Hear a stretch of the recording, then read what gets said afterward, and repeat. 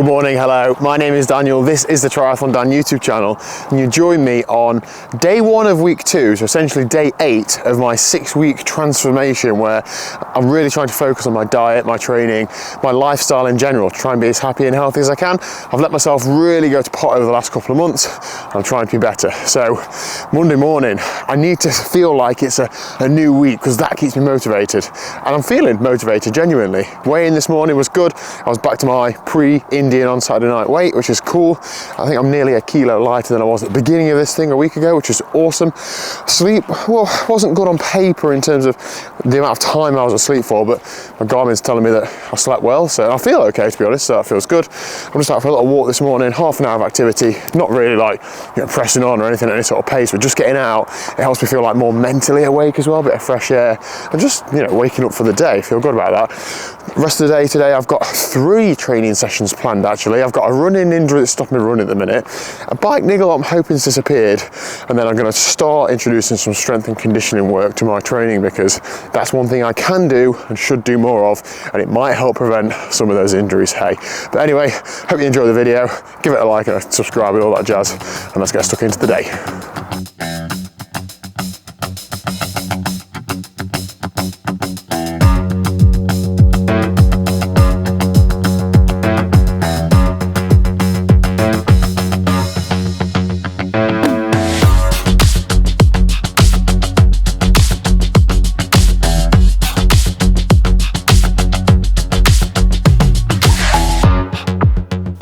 Right, you lot, what on earth is this? I know there's loads of pepper on it, but I love pepper. Poached eggs on toast, right? Let me explain what that one is in the middle.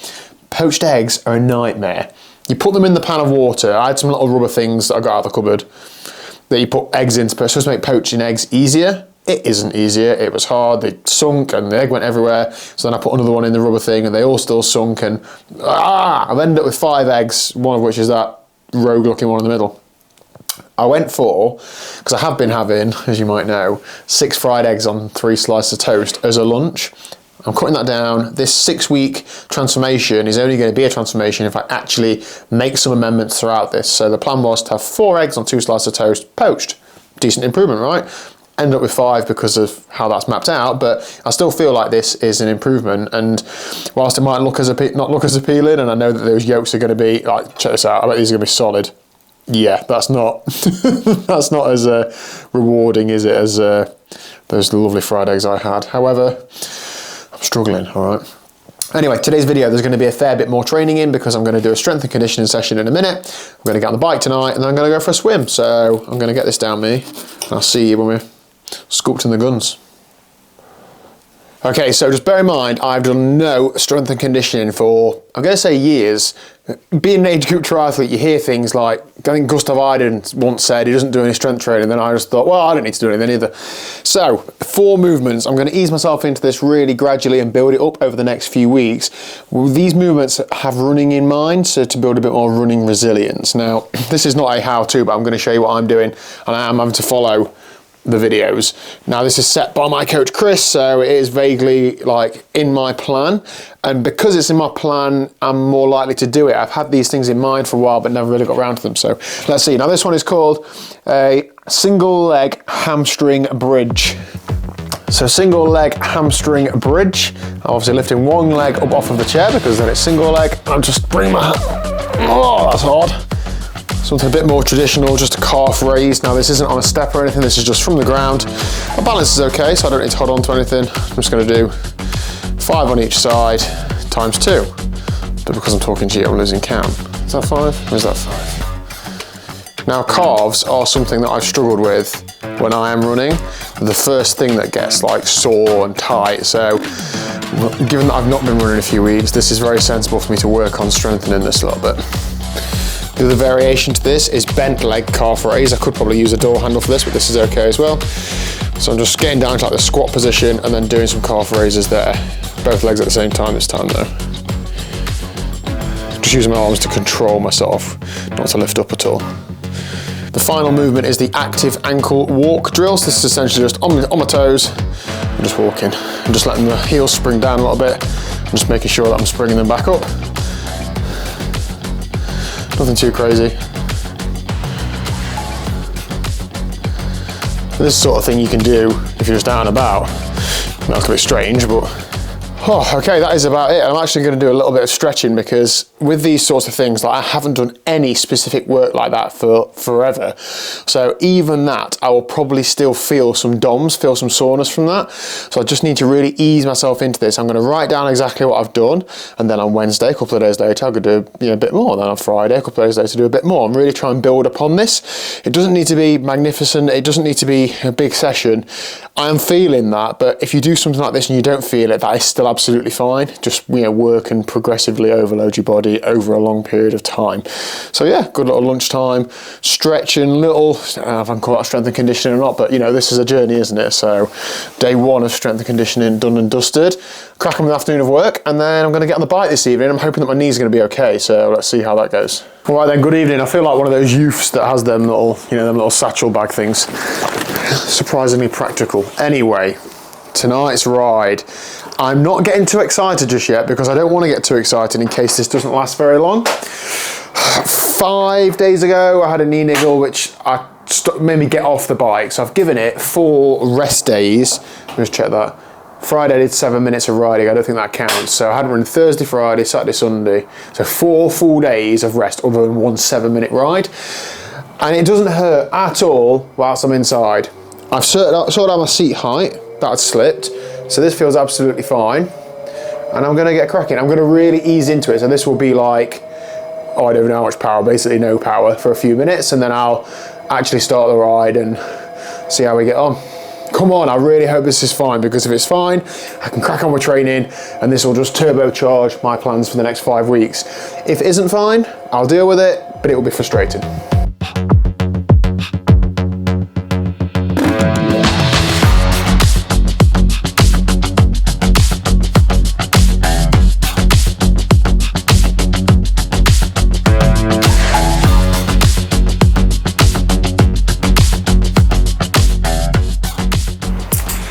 No good. After about 15 minutes, I just stood up for a couple of seconds, as I do indoors quite often, saddle pressure and so on, and that really jarred it. I sat down again, painful, stretched it a second, same afterwards. Not ideal at all. If it wasn't for this is when I would completely fall off the rails, genuinely, and I'm not completely writing it off, but it's so difficult now. I don't want to start moaning, but like, started this series on how I'm going to be focusing on my diet and my training, and if I can't run and can't ride, the only form of training I can do is swimming, which I can't do loads of times a week, and when I can do it, I can't take a camera in, so I'm only ever talking about it. It's really making this quite difficult. But if it was easy, everybody would do it. So I guess I need to write this week off for my knee. If I've given it 4 days off and it's no better, it's not going to be okay the next 4 or 5 days, is it? So I'm going to need to refocus my week somehow. I'm in the office tomorrow, so that'll give me something else to focus on, and it'll be a longer day, so I won't necessarily have a huge amount of time to, like, in the evening to have free and think, oh, I should be out training. So that's one blessing in disguise, I suppose, but I need to get some stuff planned for this week, some more strength and conditioning stuff, some swimming, and focus on what I can. It just makes the diet so much harder as well. I don't, obviously you can't out-train a bad diet, I know that, but if I was just able to do, like tonight, an hour and a half zone 2 and swim, it makes it so much easier because I don't really have to think too much about the diet then. Whereas now, I'm not burning this 700-800 calories in this hour, so I've really got to think about what I'm eating tonight, and it's just so different to what I've been doing. If I've been eating crap up here and I've got to come right down here, what I was aiming for was somewhere in the middle, but come on. As I've been riding, some of your comments have been popping up on my phone, and it really is motivational to see people are getting something from this. So I'm not going to let you down and let this go to pot. I'm doing everything I can, and I appreciate the support. So I'm going to go in, get showered, changed, well worthwhile getting clothes sweaty for 20 minutes. Spend some time with Liz and then go swimming tonight because the pool's not open until later, and get a real good swim in, and I'll talk to you about it later. Alright, so swim done and dusted. Here with swim coach Ash. Ash, you had a good session tonight? I've had a brilliant swim. Nice long LSD session tonight. What was your sesh? 5 sets of 400. Off of a minute or so? About a minute rest, yeah. Happy with how it went? I'm chuffed to bits, to be honest. Is that your longest swim for a bit? It's my longest swim for a few months, to be honest, yeah. Awesome. I'm chuffed. Good. What are you training for? As you well know, the Holcombe Gravel, the World Championships.